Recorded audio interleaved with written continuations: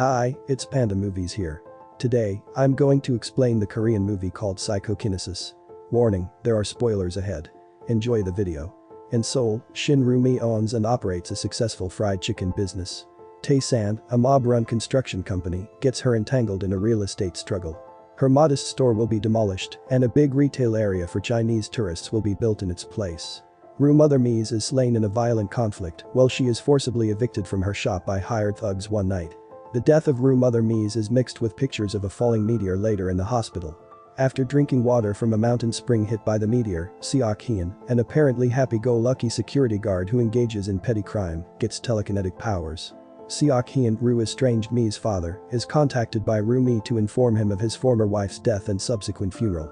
He sees an altercation between Roo-mi and President Min, who oversees Tae-business. Min tries to make amends for Roo-loss, but she is enraged and insists that he leave the premises.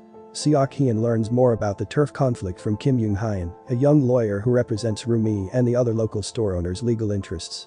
Roo-mi is still upset by Seok-abandoning hints of her as a child, so he seeks to reconnect with her. Roo-mi criticizes Seok-heon of being an irresponsible dad when he subsequently tries to demonstrate his newfound talent. The shop owners have joined Roo-mi in a joint court struggle with Tae-san over compensation for the loss of their enterprises. Tae-sans arrive and begin assaulting them as they lock themselves in a shopping arcade. Seok-heon appears and uses his abilities to fend off the attackers, surprising and astonishing everyone around him. When Min goes to the police station to report the incident, the officer on duty does not believe him, much to the joy of the shop owners. Seok-heon also employs telekinesis to construct a massive barricade around the market area, ensuring the safety of the local businesses. Meanwhile, Min meets with Director Hong, the Tae-san owner who is aware of Seok abilities. She instructs Min to form a new firm under a different name and draft a new contract to legally demolish the local businesses.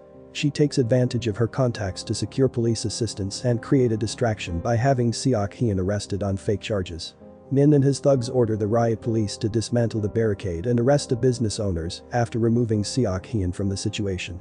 With the cops pursuing them, Roo-mi and the business owners run to a nearby building.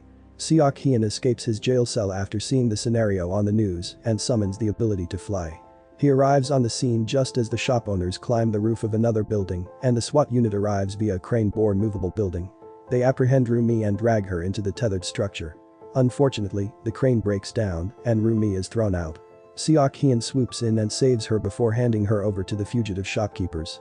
Before turning himself into the police, he confronts Min, who is present with the riot police, and strikes him unconscious. Seok-heon is released from prison 4 years later, and Jung-hyun picks him up to announce his engagement to Roo-mi. They go to the site of Roo-estranged, Mies, which is now an empty and uninhabited plot. Jung-hyun explains that Tae project sense was not lucrative in the end, and building has been postponed. Seok-heon reunites with his daughter and the neighborhood shop owners at Roo-mi's restaurant. Then, much to everyone's joy, he uses his abilities to serve drinks to the clients. The name of Roo-mi's restaurant, Superpower Chicken, is then revealed.